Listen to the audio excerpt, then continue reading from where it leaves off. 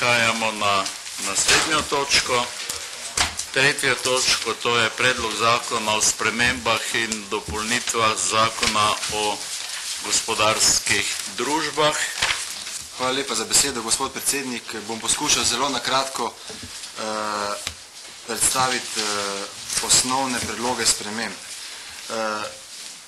Pri noveli zakona o gospodarskih družbah gre za manj pomembne vsebinske spremembe kot je v zakonu o prevzemih, ki smo ga obravnavali pravkar.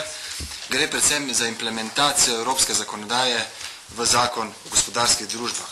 Tako se s to implementacijo upeljujejo v naš zakon 4 evropske direktive, za katere imamo čas implementacije v letošnjem letu, vendar vemo, da smo v času, ko jeseni ne bo možno implementirati določenih direktiv, zato to počnemo zdaj, nekaj bi moralo biti do aprila, nekaj do septembra, tako da v paketu implementiramo 4 direktive. Ne posegajo, kot sem dejal, na vsebinsko področje, močno vsebinsko področje zakona o gospodarskih družbah. Gre predvsem za noveliranje členov, poglavij, ki se tičejo računovodsko-bilančnih postavk.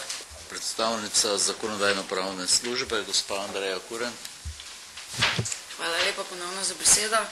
Torej, na kratko, če povzamem naše mnenje, v bistvu ni večjih vsebinskih zadržkov, gre večinoma za nomotehnične in redakcijske pripombe, ki so večinoma tudi upoštevane v amandmajih koalicije. Gremo na obravnavo posameznih amandmajev in posameznih členov. Najprej imamo člene 1 do 7, kjer ni amandmajev. Želi kdo o teh členih razpravljati? Gospod Verbič. Hvala lepa. Pri 5. in 7. členu gre za vprašanje revizorjeve odgovornosti in pa za vprašanje transakcij, ki lahko izvzamejo transakcije med obvladujočo in odvisno družbo, če obvladujoča družba je imetnica vseh deležev odvisne družbe, razen če se z vrednostnimi papirji, katere od družb trguje na organiziranem trgu.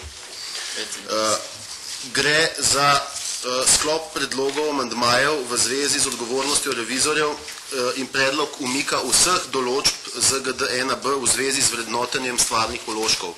Zato dovolite, da s tem v zvezi dam, ker gre za 5., 7. in v tej povezavi tudi 11., 12., 13., 21.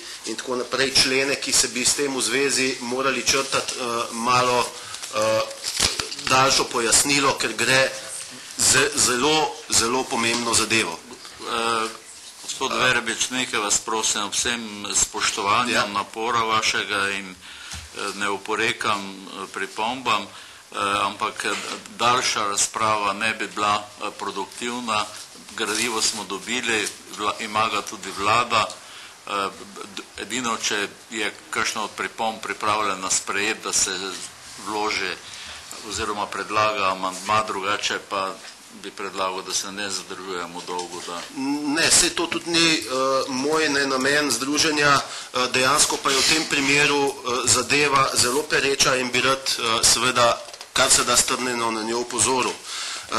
Kot veste, smo in sem spremljal tudi 2 dni izredne seje odbora, ves čas, in pa včerajšnjo, pravzaprav 12-urno razpravo tudi plenarnega zasedanja, kjer je bilo izrazito veliko govora in pravzaprav so si različni poslanci kazali med seboj ogledalo, zadeva je bila zanimiva, mi vso stvar seveda pozitivno ocenjujemo in menimo, da je dejansko želja, da se normalizirajo razmere, ampak kar se tiče samih vprašanj in predlogov, ki jih prinaša zakon o gospodarskih družbah, 1 v zvezi s stvarnimi vložki, pošteno vrednostjo in vlogo revizorjev, moramo opozoriti, da takšen predlog, ki je v tem primeru predlagan, dejansko prinaša odprtje popolnoma novega poligona in dejansko igre brez meja za večinske lastnike, večje in večinske lastnike. Zato čisto na kratko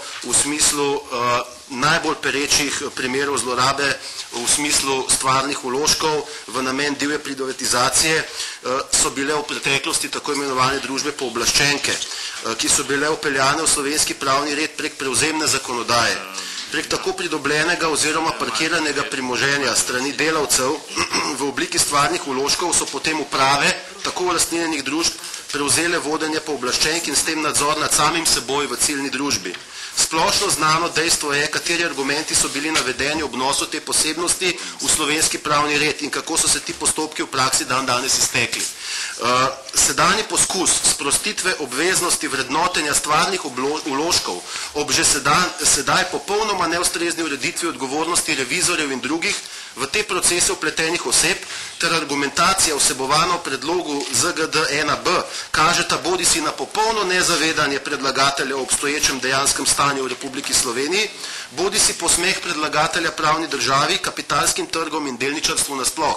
Samo na kratko zakaj? Iz besedila utemeljitve posameznih poglavitnih rešitev v noveli ZGD-1B izhaja, da predlagatelj očitno ocenjuje prvič, da je stanje v Republiki Sloveniji rožnato in od zadnjih 4 dneh smo lahko ugotovili, da temu ni tako in da so se vsi poslanci državnega zbora brez izjeme praktično s tem strinjali. Drugič, da tako rožnato stanje omogoča, da Republika Slovenija s spremembo zakonodaje postane bolj velikodušna. Izraz je uporabil predlagatelj do gospodarskih subjektov, da torej liberalizira oziroma poenostavi obstoječo očitno togo zakonodajo. Govorim o stvarnih vložkih še vedno, kar je pretežen del tistega predloga, ki ga v tem smislu seveda želimo nanj opozoriti in prosimo, da to z vso resnostjo obravnavate. Tretjič, da novo velikodušnost državam članicam sicer omogočajo, ne pa zapovedujejo spremembe evropskih direktiv, kot jim to najbolj ustreza glede na njihov pravni sistem in ostale relevantne okoliščine. Govorimo o evropski direktivi, kot to nalaga. Da bodo te spremembe nekako izboljšale konkurenčnost gospodarskih družb in petič, da je Ljubljanska borza vrednostnih papirjev d.d. očitno institucija, ki omogoča izredno likviden, globok in širok kapitalski trg, katerega posledica je poceni in izjemno kvalitetno vrednotenje v organiziran trg uvrščenih vrednostnih papirjev.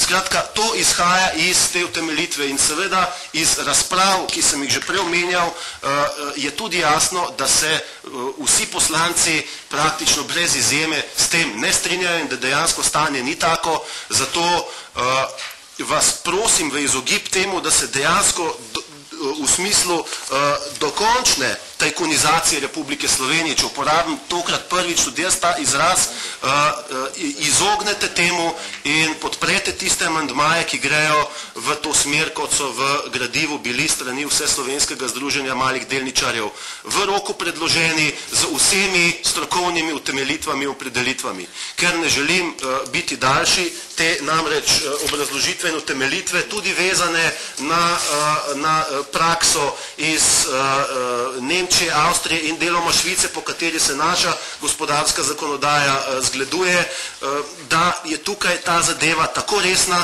in da sem upozoril marsikoga od akterjev, vključno z ministrom, da utegne biti takšna sprememba preko slej, če je res predlagana na takšen način, verjetno podtaknjena ali pa na drugi strani pomeni popolnoma drugačno prakso, odklon in ravnanje od tega, kar smo poslušali v zadnjih mesecih strani vlade in kar se tiče našega združenja, doslej smo in še vedno verjamemo, da bo realizirala zaščito malih delničarjev in normalizacijo razmer v Republiki Sloveniji na tem področju.